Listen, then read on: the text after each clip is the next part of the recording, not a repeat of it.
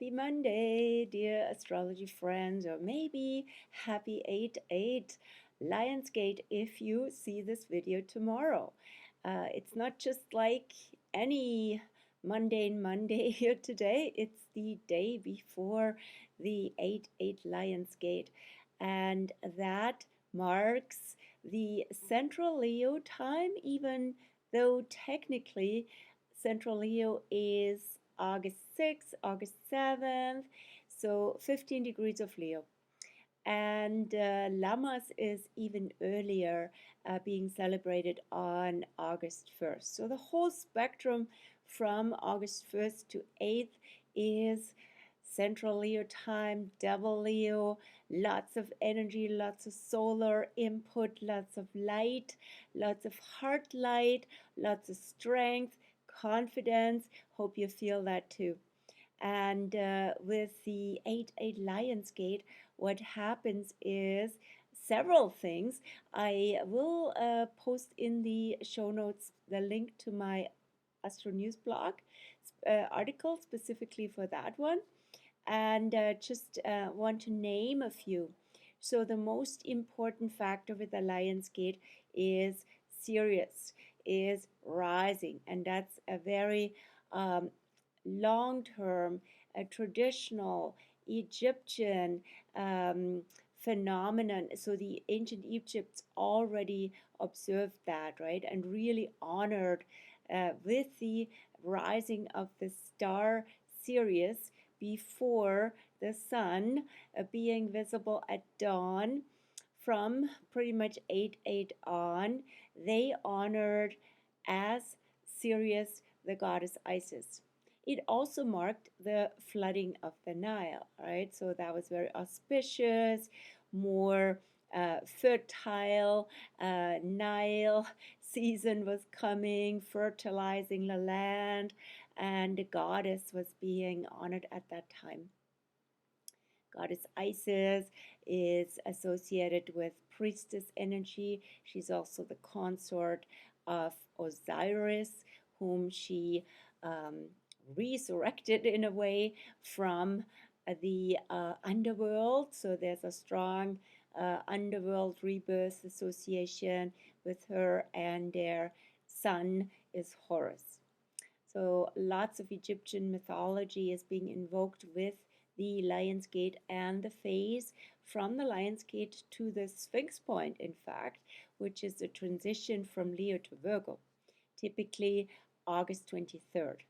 And that whole week from August 20th to 25th is Sphinx point energy. I'll get to that next week, so, or in 2 weeks. So yeah, lots going on now, right? It's a vibrant vibe these days. Also complements Venus retro activating Lilith in Leo, and that will be also tomorrow on 8/8. And Venus retro will also square Uranus, which is stationary now in Taurus. Uranus will go retro on the 28th of August. So that is quite a wild and free energy that you can ride. Maybe you're also reminded with Venus retro that old relationship patterns or connections come up for better or worse to be looked into. Are they functional? Are they codependent? What's going on? Are you too much oriented towards the other and the relationship to a degree where you compromise, where you are not living your true authentic self? Then Venus retro wants to bring us back to true self-love and to valuing ourselves more fully. And that comes out also from the second half of the Venus retro phase, which is also this week on August 13th. So the second factor, or do we have the third already, regarding this Lionsgate vibe, which are also called a goddess gate, because there's a lot of goddess energy, right? It's the Isis-Sirius connection. It's Venus retro, Venus with Lilith.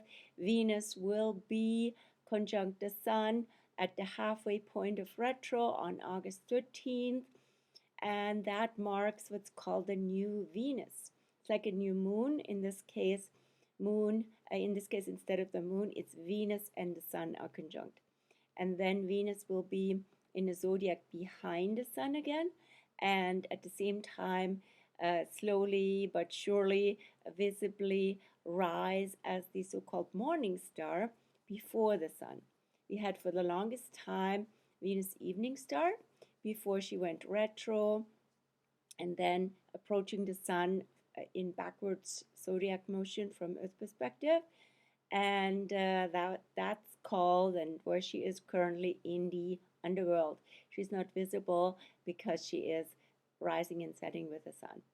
So this is a process to come back to authentic self-love, from which we attract, magnetize, from joy, right? From summary Leo self-expression and true creative, our creative self wants to shine, right? And from that place, attracting, magnetizing people, situations, synchronicities, all the above. And releasing old relationship patterns. For that, it would be actually also a good time right now if you want to do something consciously, a little ceremony with the just before the new Venus, right, which is on the 13th. So 13 is also the number of the moon because there are 13 lunar cycles per year, and typically 13 new moons or full moons, not both, each year. And so another goddess. And then we have on August 15th, which is beyond this range of the weekly astro video, but I want to bring it up anyway. August 15th is celebrated in the Catholic tradition as the Ascension of Mother Mary. There's a lot of mystical themes here. She ascended according to the Catholic faith and was received directly, just like Jesus Christ, by God, by the divine. And so she is in that way also a goddess, right? And from August 16th, then the day after Mary's Ascension, every year August 15th, right? So August 16th, another goddess energy, in this case, the new moon. So we'll have then the new moon end of Leo.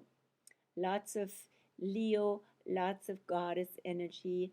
Let it shine. What else is up this week? Let me just go to my little cheat sheet, make sure I don't forget anything. Yeah, so August 8th and 9th, as I said, Venus retro meets Lilith in Leo and then squares Uranus in Taurus. So lots of liberating experiences, maybe for some people, where your expression of yourself and your loving potential has not been so honored by you and others. It might also lead to shifts, to paradigm shifts, for some even to breakups or to breakthroughs, right? That is the Uranus piece. It wants us to be freer. It wants us to get unstuck from old habits and old patterns. And what better energy than Venus retro and Lilith to promote that as well and be on board with that. Yeah, new Venus on August 13th. And then, yeah, the retro record of summer and early fall is building up. So we are, at this point, we're having 5 planets retrograde, which is Venus, Saturn, Chiron since end of July, Saturn since mid-June, Venus since end of July, Neptune since end of June, and Pluto since early May.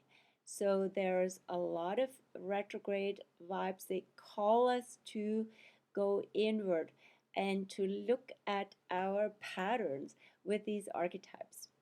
I will write a special article for the retro record, and to also contrast basically potentially old expressions of these archetypes and better ones from the inside out. So let's just say here's Saturn, right? So with Saturn, the old and not so functional, not so well aligned way would be to be overly dependent on and reliant on or blaming authority, all right? So it's an authority theme with Saturn. So it's about, and also being too self restricting, self judging, and being too hard on ourselves. That can happen sometimes, um, especially for people who have a strong Saturn in a chart or have Capricorn rising, ruled by Saturn, and such. And if you were born with Saturn retro, then it's a life theme, right? To come back from these external authority orientations and be more self reliant, self responsible, and be in your own authority, and so on and so on.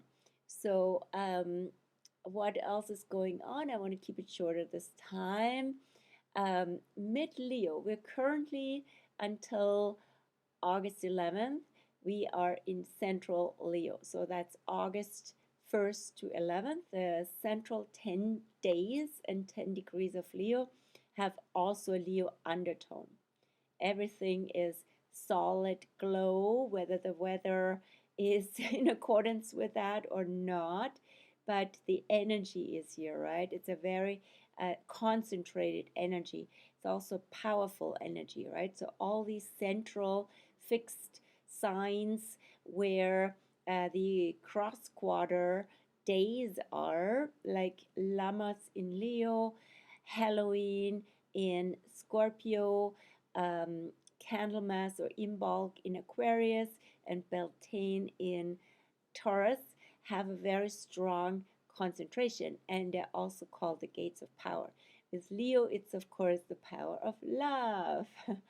And so use that power well. And then the next and last 10 degrees of Leo from August 12th on till 22nd, 23rd, the sun goes into Virgo. They have a Sag undertone. So in this case, it's more about, brings more movement, more motion into the picture, which will be also the energy of the new moon on the 16th of August. So it's about following the path of your heart. That might be a big theme for you, especially if you have planets there or you were born in those days, even. Following the path, the heart path, and trusting that, right? So Sag is a lot about truth and the path of truth, the path of the heart, the path of trust. And now we are currently in the waning moon phase, and the moon is in Taurus since yesterday evening, still until also tomorrow, quite the day, right? With the Lion's Gate, a moon in Taurus where the moon is exalted. The moon will meet Jupiter. What a really cool alignment. Moon and Jupiter in Taurus at 1:11 a.m. Pacific Daylight Savings Time. And then the moon will also in the evening at 4:50 p.m. meet Uranus. So this is, the moon activates Jupiter and Uranus both currently in Taurus, and they will align, these two will align next spring. That'll be quite something next April, when we have a super, right? Jupiter makes everything bigger, super Uranian experience. So that can be quite a shift of values, and for some also of location. Taurus is about where on planet Earth do I belong, and where am I planted. It has a lot to do with nature, with plants, with rooting. And so there can be shifts, right? And can be also shifts of values, can be shifts of the economy, monetary system. All of that can come up strongly and building up towards next April, technically. So the moon tomorrow will activate both, and that can be in a way already some precursors to what needs to be freed up. What can you see and understand in terms of what you truly enjoy and value? Jupiter and Taurus, right? So to understand that more fully and to expand that and enhance it, and from that place being more generous, having more to give from a place of joy and from a place of freedom, which is Uranus in Taurus. And the moon brings us emotionally and from our whole somatic system, also our body, our senses, and everything that nurtures us and nourishes us, right, is being shown in this moon in Taurus energy, and it wants to be very liberating. So then we have the moon in Gemini from the morning of Wednesday on, 6:05 a.m. I just see I have a session with a client with moon in Gemini that day. And that's always cool, by the way, how clients seem to schedule or it seems to work out to have sometimes a lunar alignment or something else. And I find that very synchronistically auspicious. Then we have the moon in Gemini all day Wednesday, all day Thursday, and Friday until also the afternoon, 3:52 p.m.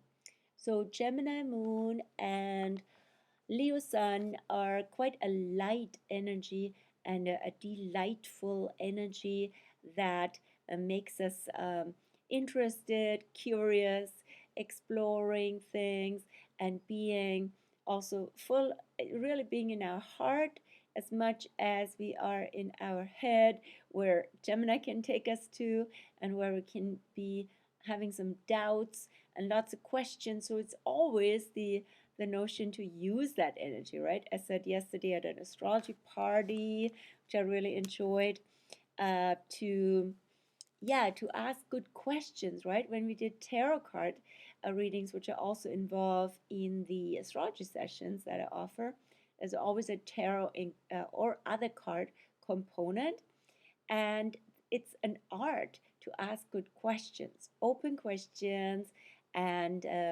questions from the heart. Questions are liberating and not limiting. And so Gemini is all about questions. And the moon goes into Cancer on August 11th in the afternoon, coming home into ourselves, coming home into our sense of belonging and sense of really having our sensitive needs nurtured and cared for. It can be quite a homey weekend, all day Saturday and Sunday too, or a wonderful time to be with your tribe and be with your family and do things that really nurture you. Then the moon will go into Leo, at that time being the dark moon. So we're in a waning moon phase, right? And so actually with waning moon phase, with the Cancer waning moon, for example, coming closer to the new moon, it's also a good time over the weekend to release certain attachments or certain memories. I mean, we can't exactly erase the memories, but attachments and any kind of um, maybe a little ceremony to do something about our sentimental and memory driven pieces where we actually are not happy and we can't move forward with our heart when we are so in the past. And that can be often the case with Cancer. And since it's a Cancer dark moon, we have a wonderful time to maybe do some journaling, some good self-care that helps us to be more letting go of certain things that we might feel like, oh, it was all so much better, I still miss this so much, and so, right? So in a way, coming to peace with that, right? And then on the Monday, the 14th, I'll say a bit about the 14th in a second, the moon will go into Leo at 3:36 a.m. So preparing for the new moon on the 16th. So the Leo moon is always very passionate and full of life and full of light, yet it's also the dark moon. So it's also about a release energy, right? When that quality, for example, with Leo, is hijacked by attention seeking or ego or anything that is too self absorbed, and so not so great, right? Coming from the ego, from the outer orientation again. How do they love me? Do they see me? To our true heart and to our radiant beingness. Yeah, so the 14th is a celebration for me because it's the anniversary of my astrology practice. And that's why I have this month, also the Client Appreciation Month, uh, special on, where I give discounts to clients. The longer they've been the clients, the more discounts they get. So every August, and great, it's already starting. Clients I haven't seen in a while.